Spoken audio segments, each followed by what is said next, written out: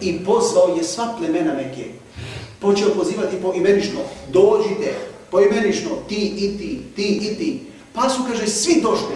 Ako nije mogao ostaviti zbog određenih obaveza i otići na tom skupu i pozivu Resulullah sallallahu alejhi ve sellem, on je, kaže, poslao nekog umjesto njega. Kada su se svi okupili, kaže Resulullah sallallahu alejhi ve sellem, ih je upitao: šta mislite ako bih vas obavijestio da iza ovog brda stoji vojska koja je pripremljena da vas napadne? Da li biste mi povjerovali? Kažu, svi su rekli: ma džarrabna alejke kadiba hattu. Mi, kaže, nismo od tebe nikad okusili laž. Nikad nas nisi slagao. Znači, povjerovali bismo.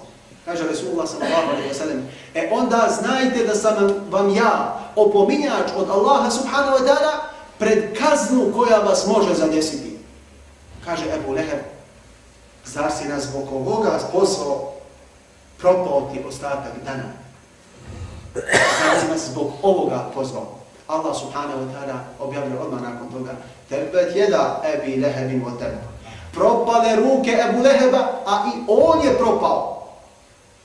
Neće mu biti od koristi njegov kapital i ono što je sticao, a i njegova hanuma koja spletkari. Ona je stalno nosila smeće i trnji bacala pred prak i na vrata Resulullaha sallallahu alejhi ve sellem. Resulullah je bio poznat, braćo, po ovom svojstvu prije nego što mu je Allah objavio objavu. I svi su ga priznavali, kada bi ga oslovljavali, dozivali bi ga ovim terminom, ovim nadimkom: o ti iskreni, o ti poverljivi. Tako su ga oslovljavali. Sve emanete koje su imali, kod njega su čuvali. Ali kada je Resulullah ponudio Allahovu riječ, i pored toga što su znali da je iskren, oni su ustuknuli i odbili da prihvate ono što im je taj iskreni, kod njih priznati, čestiti i pravedni Allahov rob, što im je nudio, oni su odbili prihvatiti. Također, poštovana braćo, Allah subhanahu wa ta'ala, ovo je sljedeći ajet koji nam navodi Imam Nevevi radijallahu ta'ala anhu, u Kur'anu Kerimu naređuje svim pravovjernima da se okite ovim svojstvom. Ali pazite, Allah nam naređuje na specifičan način. Pa kaže subhanahu wa ta'ala: ja ejuheladine amenu tequllaha wa kunu ma'a sadiqin. O vi koji vjerujete, budite bogobojazni, pazite dobro, i budite sa iskrenima. Dva imperativa, pazite dobro. Budite bogobojazni i budite sa iskrenima. Kakve veze ima bogobojaznost, takvaluk, i kakve veze ima ta bogobojaznost sa iskrenošću ili druženjem sa iskrenima? Kažu učenjaci, braćo, Allah subhanahu wa ta'ala nam je spomenuo bogobojaznost kao cilj, a spomenuo nam je druženje sa iskrenima kao metod i sredstvo kako da postanemo bogobojazni. Kako da uspijemo u našim životima da se sustegnemo od svih grijeha. Kada naiđemo pored grijeha, da izbjegnemo, da ga ne učinimo. Kada hoćemo pogledati u grijeh, da pognemo glavu. Kada nam se javi želja da učinimo grijeh, da ga ne učinimo. Kako da savladamo sebe kada nam se javi tromost, nemamo snage otići da obavimo namaz. Poželimo odspavati ujutru, da ne bi ustali na sabah i tako dalje i tako dalje. Kako da savladamo sebe, da u tim situacijama smognemo i da izvršimo obaveze prema Allahu i prema ljudima, ali i da se sustegnemo od zabrana koje nam je Allah subhanahu wa ta'ala zabranio. Metoda je, kaže Allah subhanahu wa ta'ala, da se družimo sa iskrenima. Pazite, Allah nije rekao sa učenima, nego je rekao sa iskrenima. Zbog čega? Zbog toga što čovjek može biti učen, ali da nije iskren. Može biti učen, ali da laže. Može biti učen, ali da je ohol. Može biti učen, ali da je dunjalučan. Sve to može biti. Allah nije rekao budite sa hrabrima. Zašto? Zato što ja puno hrabri koji svoju hrabrost, snagu i energiju koriste porad interesa dunjalučki, porad svojih strasti svjetskih, ugađanju svojim prohtjevima. Allah subhanahu wa ta'ala nije rekao, braćo, ni budite sa efendijama, nego je rekao budite sa iskrenima. A iskrenost ne zna ni za bijelu kapicu, ni za ahmedim, ni za ništa, braćo. Ne zna ni za zvanje, ni za znanje, ni za ništa. Iskreno zna samo za iskreno srce. A kako znamo da li je neko iskren ili nije iskren? Određeni period života, braćo, postupci od svakog od nas, oni govore kakvi smo mi. Ti naši postupci u tajnosti i javnosti, posebno kod onih koji su stalno sa nama, oni otkrivaju procenat naše iskrenosti ili neiskrenosti. I od nas se ne traži da budemo sa nikim poimenično. Od nas se traži samo da tražimo one iz čijih srca izvire iskrenost, koja se oslikava na njihovim djelima i sa njima da budemo. Sa njima stalno da budemo. Zašto? To je put, braćo, do iskrenosti u našim srcima i put do ustrajnosti. Zato nam Resulullah kaže Čovjek je vere svog jarana ahbaba. Zato dobro pazite koga uzimate za svog jarana. Ako uzmeš za jarana nekoga, kad dođe vakar namaz, on ti kaže, stani Bog, klanjaćeš kući. Gotovo. Jedno vrijeme ćeš klanjati kući, kasnije nećeš klanjati nikako.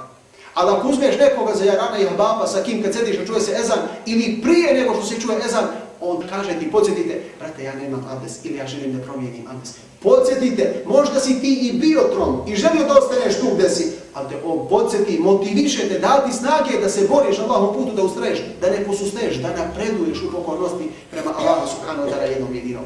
Braćo moja, iskreno zapamtite, druženje sa iskrenima je jedna od najkraćih putanja do osjećanja iskrenosti u našim srcima i jedna od najkraćih putanja do spoznaje Allaha subhanahu wa ta'ala.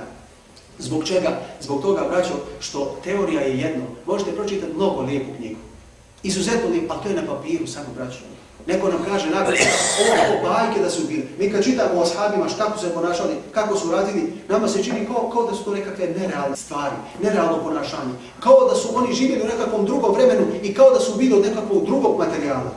Tako nam se čini. Nemoguće nam se čini dosta od njihovih postupaka da realizujemo danas u našim životima. Zbog čega, braćo, je tako stanje? Zbog toga što mi nemamo praktičnih primjera, živih primjera lijepog imana, lijepog ahlaka, lijepog ponašanja, stvarne bogobojaznosti. Zbog toga nam to izgleda tako nekako strano i ne lijepi se puno za naše duše, niti za naša srce, za naše umove. Ali kada vidimo, braćo, živi primjer pokornosti Allahu subhanahu wa ta'ala, kad vidimo lice na kome se oslikava ta iskrenost iz srca, kad vidimo govor koji izvire iz srca koje je natopljeno imanom, islamom, pokornošću Allahu subhanahu wa ta'ala, kad vidimo celokupno ponašanje koje je usklađeno sa Allahovim propisima i sa sunetom Resulullaha sallallahu alejhi ve sellem, tada, braćo, mi poprivamo ogromnu snagu. Što? Jer vidimo da neko ko je pored nas, ko živi u iskušenjima u kojima mi živimo, ko ima iste probleme kao što i mi imamo, ali je pokoran i to čvrsto pokoran Allahu subhanahu wa ta'ala, ne posustaje. To nam daje snage da i mi možemo. Ali još imamo nekakvih povlastica više od njega. Imamo blagodati nekih u kojima nas je Allah uzdigao nad njime. Sve nas to motiviše i daje nam snage da ustrajemo. Dok ovako samo teoretski, braćo, onda tu teško se prihvata, teško se realizuje i vrlo se malo sprovodi u djelu, a naša srca ostaju slijepa. Ne čuju ništa od onoga što pročitamo ili od onoga što samo čujemo. Srca hoće, braćo, da osjete, a oči hoće da vide. Kad srce osjeti i oko kad vidi pokornost iskreno Allahu subhanahu wa ta'ala, onda oko bude zadovoljno, a srce također stekne i u njemu se usadi tada ljubav prema toj pokornosti i ono odluči da ostatak svoga života bude pokorno onako kako je vidjelo da neko se već pokorava Allahu subhanahu wa ta'ala.